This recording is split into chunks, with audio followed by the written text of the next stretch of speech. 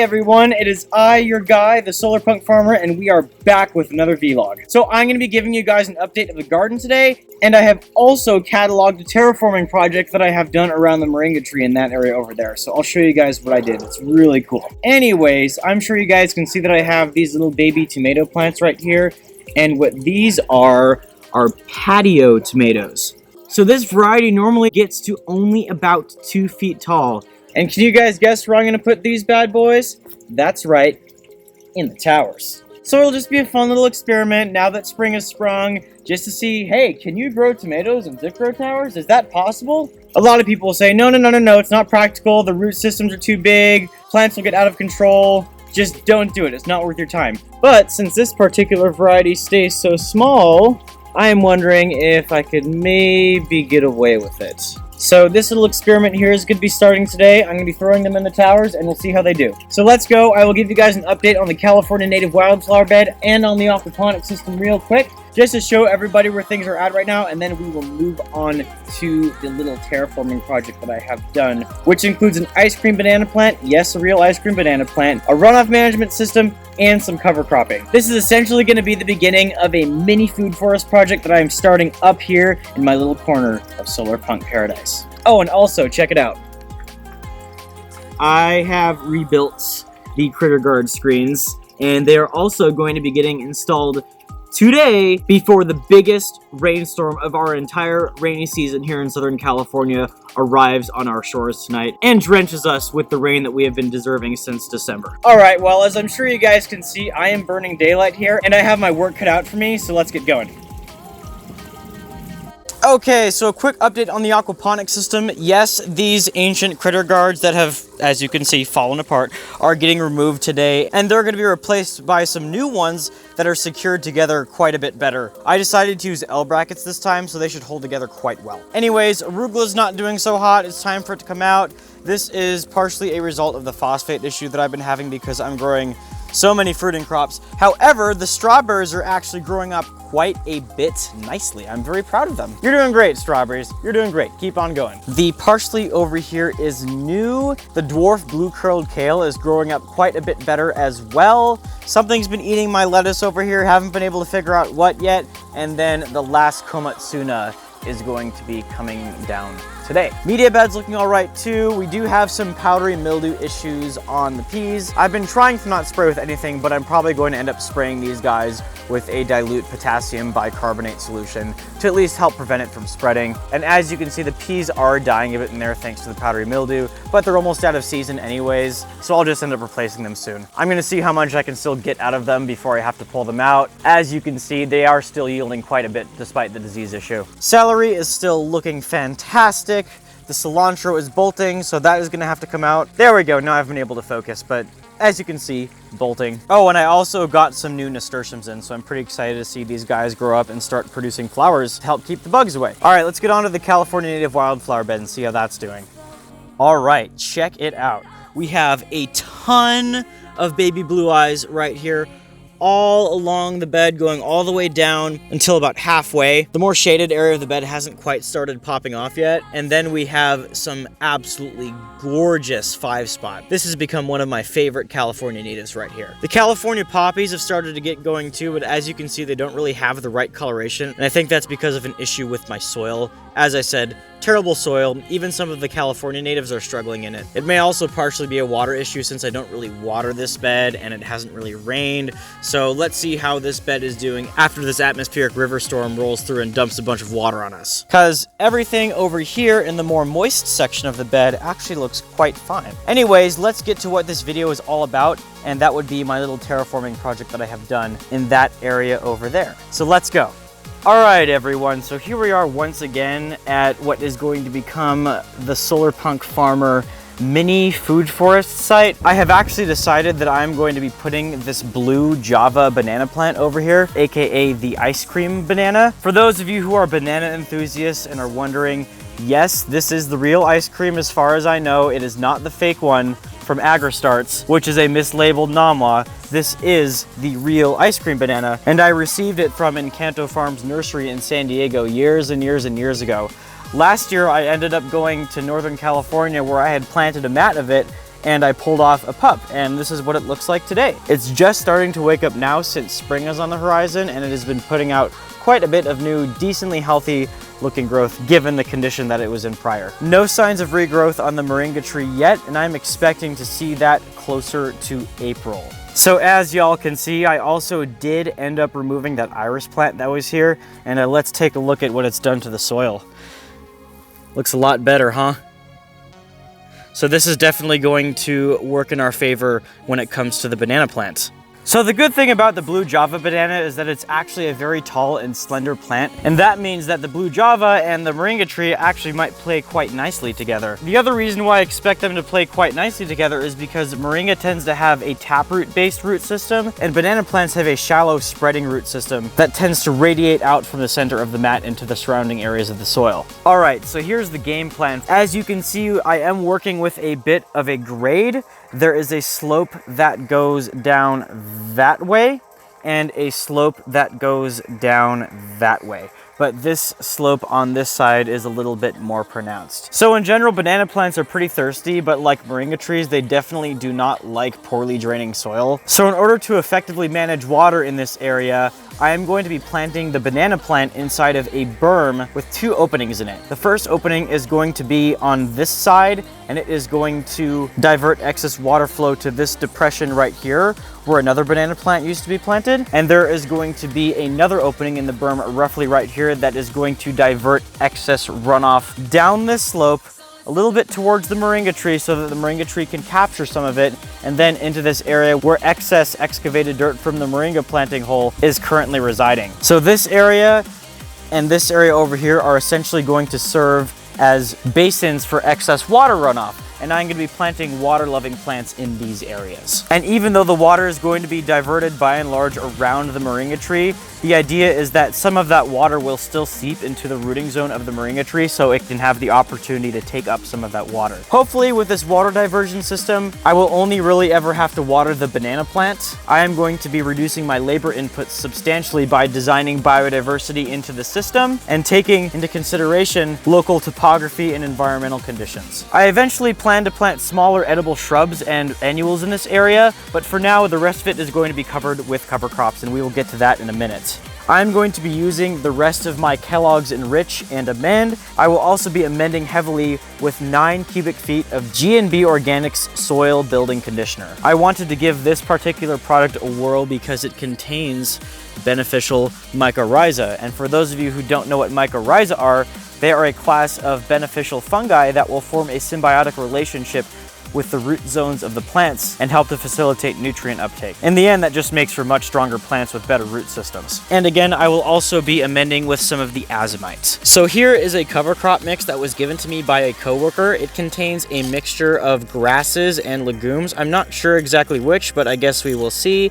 And then I went ahead and ordered some oilseed radish from Johnny's Seeds. So oilseed radish is an excellent cover crop because it forms a very deep taproot which breaks up the soil. After the cover crops have gone to seed and died, I'm going to till them into the soil where they will break down and enrich it with organic matter and nutrients. The deep taproot of the oilseed radish will essentially compost itself in the deeper layers of the soil, which will allow me to begin working the subsoil and improving its suitability for food production. Given that it's already a bit late in the afternoon, I will not be planting the banana plant, but I will try and finish the amending of the soil and the sowing of the cover crops today. So let's see if we can get that done, shall we? So let's hit the ground running. Yeah, let's hit the ground running. Yeah, let's hit the ground running. Yeah, so let's hit the ground running. Yeah, it's a beautiful night. It's a beautiful night. Hit the ground running. Yeah, so let's hit the ground running. Oh, yeah. Hit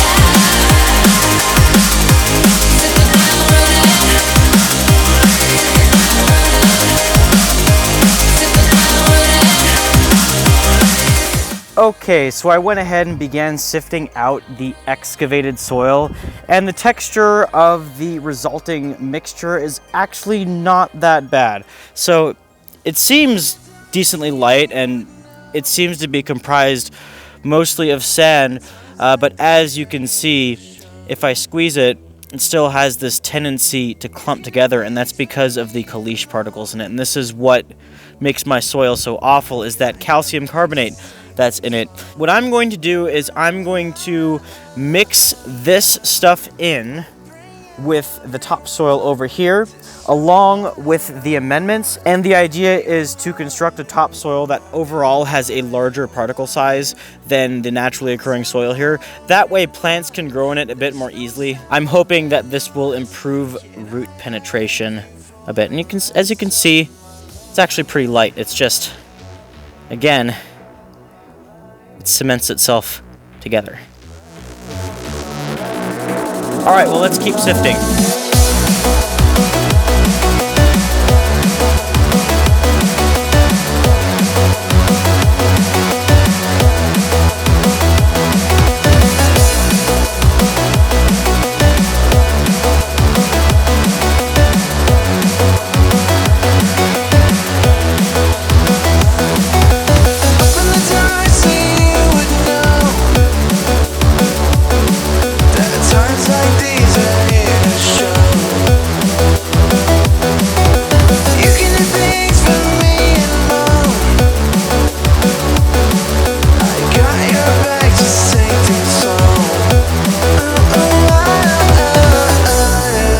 Alright everyone, so this area should be good for now. It has been fully amended. I'm going to focus on doing the terraforming another day since I am running a little bit short on daylight now. Now all I have left to do is amend this small area right here next to the moringa tree. The one issue with this area is that right next door we have an asparagus fern, and this plant is the absolute worst. It is highly invasive and it spreads through these tubers that grow off of the roots. And even if you remove the plants themselves, if there are still tubers in the ground, it'll come back. So in the world of permaculture, one of the primary mantras, to paraphrase, is that every problem can be turned into an opportunity.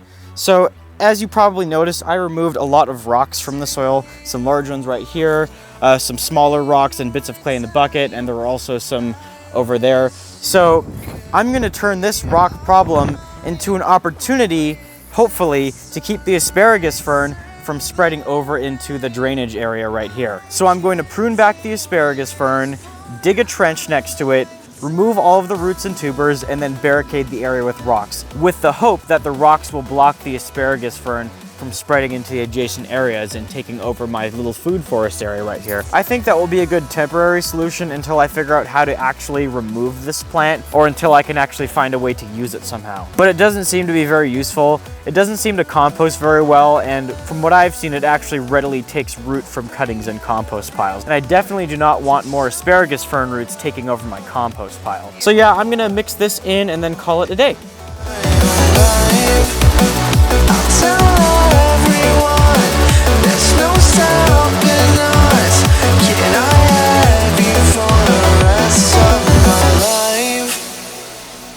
So I just happened to dig up these asparagus fern roots and take a look at this. Each one of these tubers that you see right here can form into a new plant. And this is precisely why this asparagus fern plant is so hard to get rid of. Even if you miss one tuber while you're digging out this plant, it will come back. It is such a pain to deal with. So I'm gonna put this in this bucket right here, and that is not even going to go into the compost. That is going into the municipal green waste. I just don't want to deal with it. So yeah, we're gonna call it a day.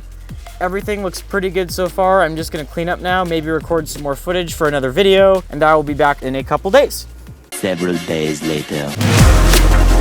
Please don't fall. This is all that I've got. The scars and all these empty walls have gone away. I open my eyes as you will see. Not again.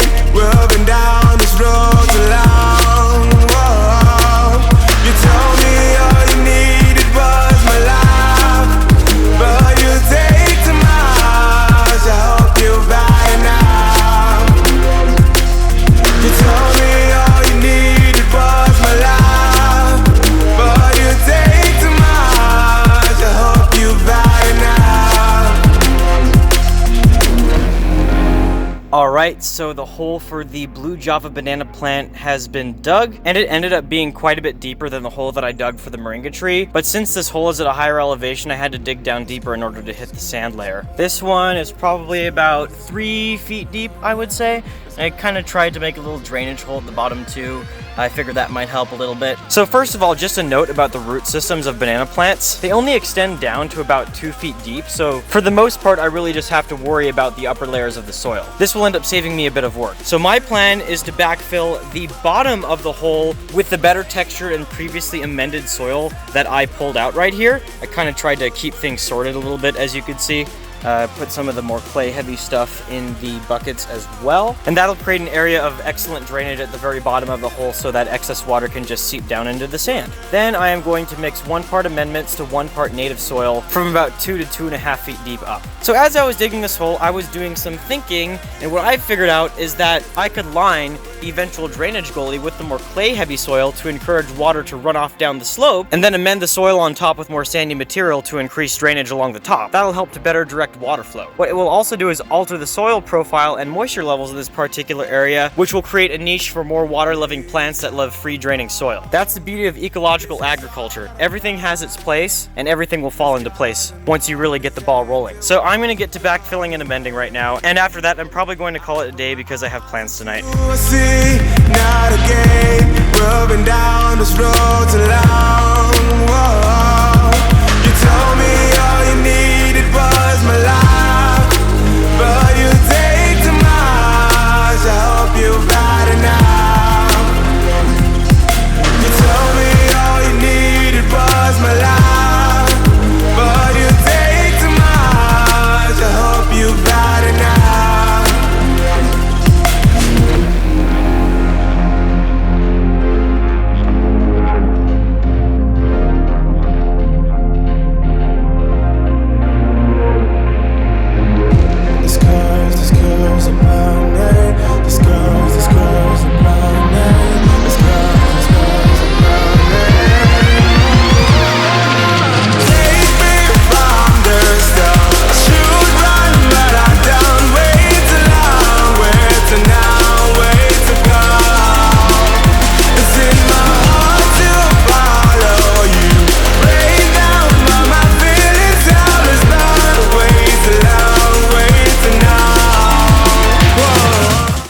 Alright, here we are. This should do for now. I amended the top layers of the soil more heavily with organic matter so that water wouldn't pool around the base of the plant. Alright, well I think I'm going to call it a day. I will do the terraforming part at a later date. So bye for now, everyone. The next day. Alright everyone, we are back. Now it is time to grade everything and sow the cover crops. Let's go.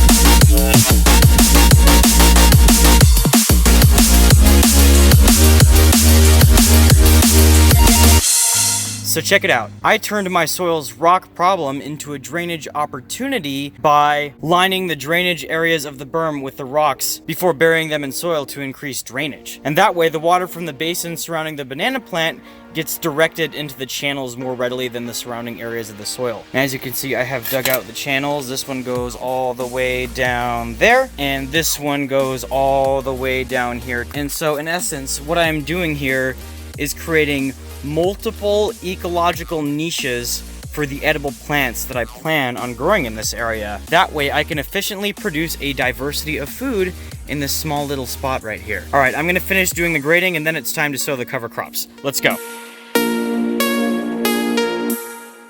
All right, let's do a drainage test. I am going to fill the area around the banana plant up with water and we'll see where the water goes.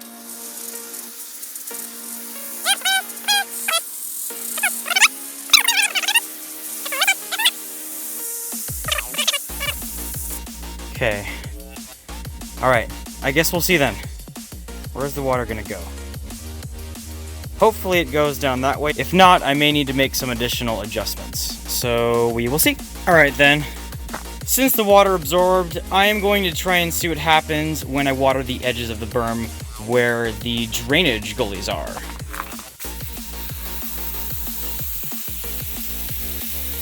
There we go. Now there is some erosion going on, but the water is going where it needs to. So I am definitely going to need to plant some plants to hold the soil in place, but I'm glad that the drainage pattern is what I'm looking for. All right, let's try this side. There we go. Right down in there. Absolutely perfect. So yeah, we definitely need to do some cover crops in order to secure the soil in place. So I went ahead and mixed in some oilseed radish seeds into this cover crop mix that I got from work. They're the tinier reddish brown seeds that you can see in there, and I mixed in a decent bit of them, so we'll get a decent bit of coverage by the oilseed radish. And again, they're going to help to break up the deeper layers of the soil with their long, thick taproots, which is exactly what we want if we're going to be planting in this area. We want to have a nice, thick topsoil, rich in organic matter that is secured in place and protected from erosion by a chop and drop mulch layer and the layer of plants that is growing in the understory of this mini food forest. Okay, I think it's time to sow the cover crops. Let's go.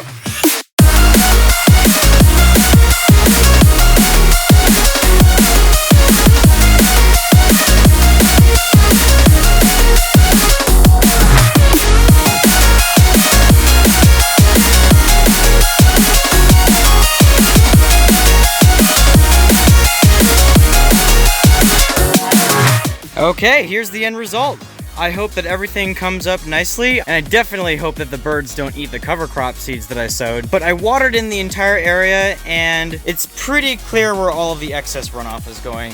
And that would be exactly where I want it to. So yeah, I'm just gonna finish cleaning up around here, clear the footpath a bit more so that people can walk through here, and then I might water the entire area in a bit more, and then I'm going to call it a day. Excited to see where this little mini food forest experiment goes. I will be including regular updates in my future videos. Alright everyone, so that's gonna wrap up the Solarpunk farmer video. I'm gonna go get these guys planted, this critter guard installed along with the other one, and also replant the komatsuna. If you like this video, please make sure to leave a thumbs up, subscribe down below, and hit the bell icon so that you can receive notifications for when I post future videos. Got a lot in the works, guys. Alright everyone, that is going to do it for this episode of the Solarpunk Farmer. Catch you later.